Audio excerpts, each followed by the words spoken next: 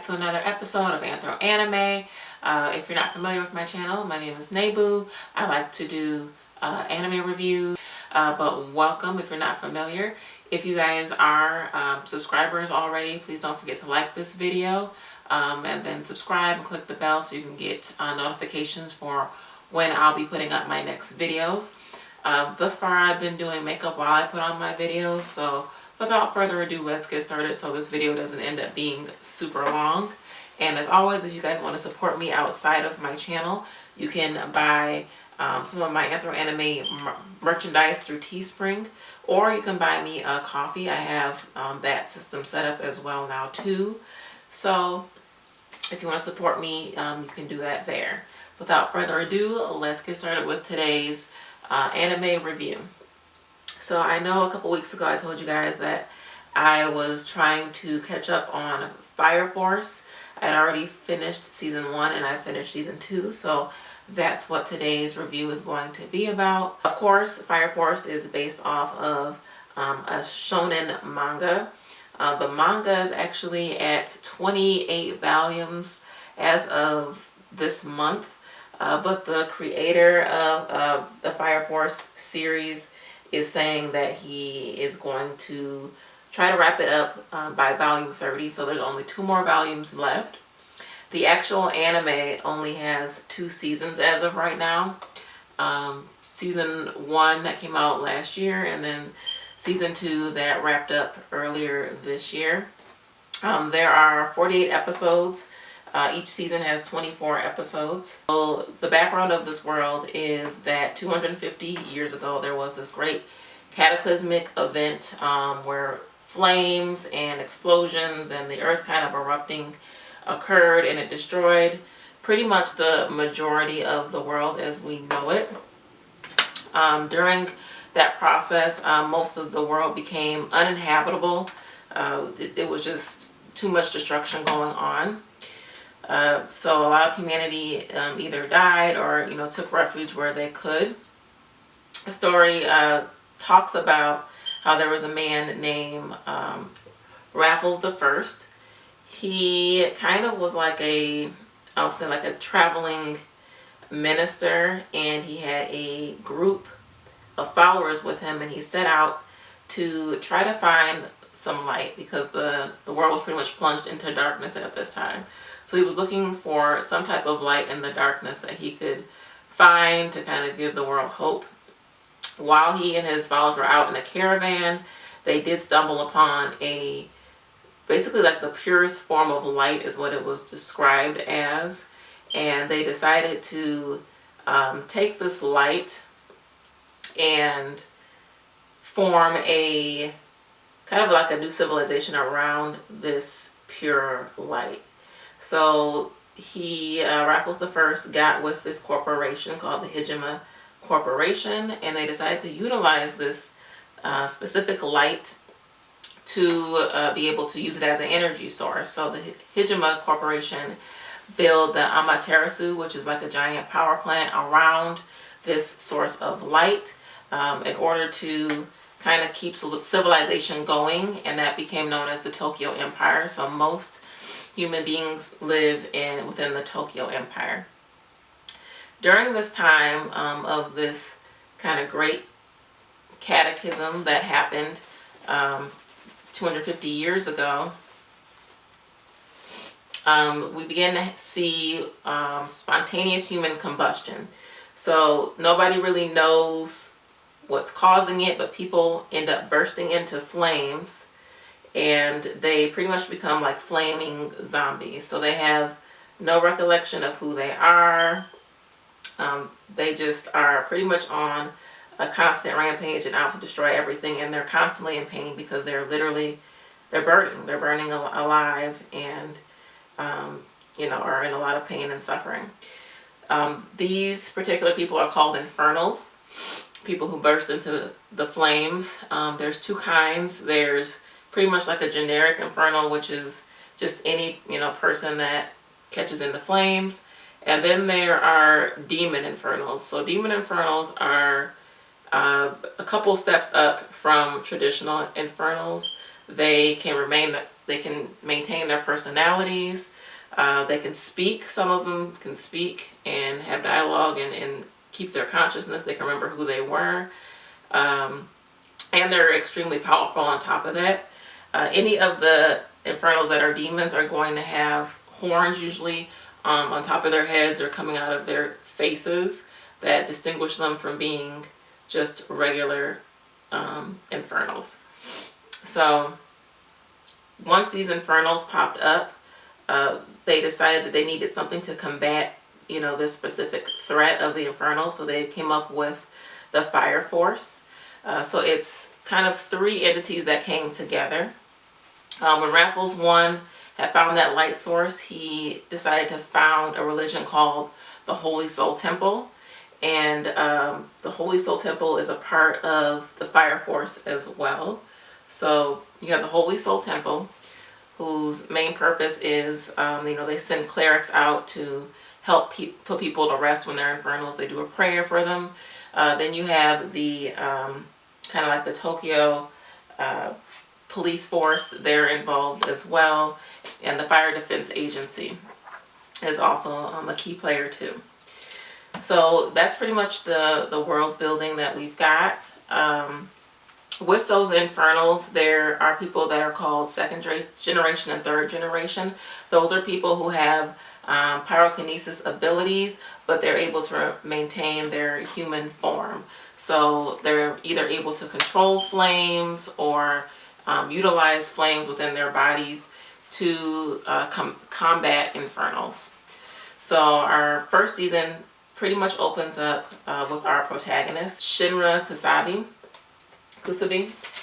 and he's pretty much the protagonist of the show. A lot of what goes on in the show centers around himself and the Fire Force station that he works at. So he's 17 years old. He's got kind of dark hair, reddish colored eyes, and he's got kind of pointy teeth. His backstory is, of course, there's always a tragic backstory, but his is particularly kind of difficult because he had a mom and he had a little brother named Sho. When he was about 5 years old, his mother busted into flames and became an infernal, along with his brother still being in the house. So the whole house burnt down, and his mom and his brother were supposedly killed in the fire. And because Shinra's abilities had just started manifesting, everyone blamed Shinra and said, well, you know, it had to have been him because he doesn't have control of his powers. So they kind of stuck the blame on him. And from that moment on, Shinra kind of got this nervous tic that caused him to pretty much grin from ear to ear anytime, you know, anybody accused him of something, or if he was feeling tense, he just got this really crazy grin on his face. So people kind of referred to him as the devil and referred to his power because he's a third generation. He doesn't need flames to be present. He can actually shoot flames out of his feet. They started calling him the devil's footprint. So he decides at that point he wants to be a hero. He wants to save as many people as he can, and he wants to use his power for good. So he wants to join, of course, the Fire Force and becoming a part of Station 8. So Station 8 is kind of special. It's different from all the other station houses. They have a different mission, I'll say. I'll go through the characters in Station 8. So Shinra, of course, is the main protagonist, but the captain of Station 8 his name is Obi, and he does not have powers. So he does not have the power of pyrokinesis at all. He's powerless, but what he does is he makes up for it with his physical strength. So he does a lot of physical training. He works out a lot. He builds his stamina, and then he uses fire-resistant tools in battle, which help him to pretty much keep most Infernals at bay, or he can put them to rest himself depending on the strength of the Infernal. Then you have his lieutenant, which is Lieutenant Hinawa. He is a second generation. So most second generations have the ability to manipulate flames, but they need the flames to be already present. So they cannot create flames, but they can manipulate flames that are already present and in the atmosphere. The lieutenant has the ability to control the combustion and projectile of bullets. So whenever you see him, usually he has some type of gun or weaponry on him that he's using to, you know, fight the Infernals. The next person that is at the station house is Maki Ozo. She originally came from the military and served with Lieutenant Hinoa, and he basically recruited her to work for the fire force instead of staying with the military.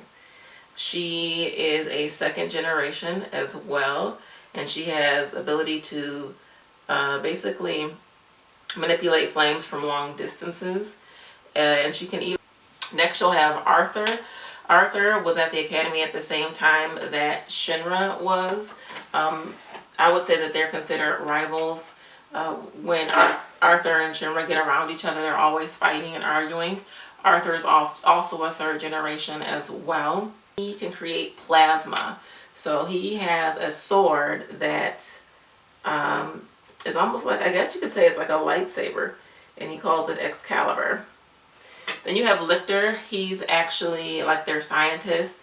So whenever they go on, you know, explorations, or they get called out of the station to fight Infernals, a lot of times he's there and he offers his guidance based on, you know, science and what he can do or put a plan together to help assist. But he also does not have powers. You have Sister Iris.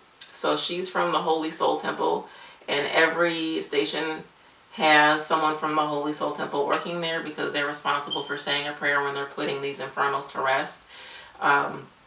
So her name is Sister Iris. Vulcan is their engineer. He's responsible for maintaining all of their equipment.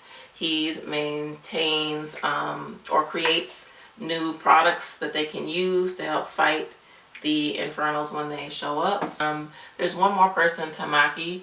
She's not originally from Station 8, but her character I really don't like. She's one of those she's kind of an annoying female character. Like, her clothes are always flying off. She's always having to be rescued. She doesn't have really a whole lot going for her. She's kind of whiny. So that's pretty much everybody in the Fire Force Station 8.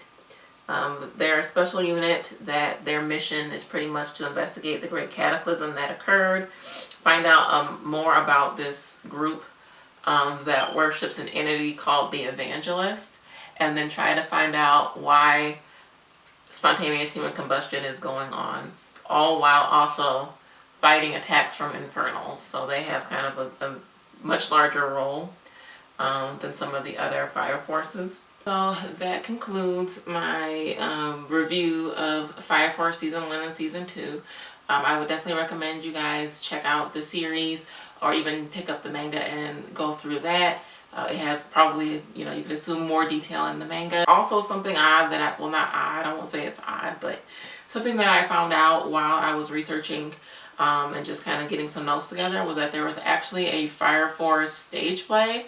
I have no idea how they were able to accomplish that, but it was a thing that happened in Osaka, Japan, at their theater over there. So I would have loved to see like what that looks like. If I can find any stills or pictures of what that looked like, because I'm like, how would you even do that? But if anybody could do it, it would definitely be Japanese theater. They do excellent shows.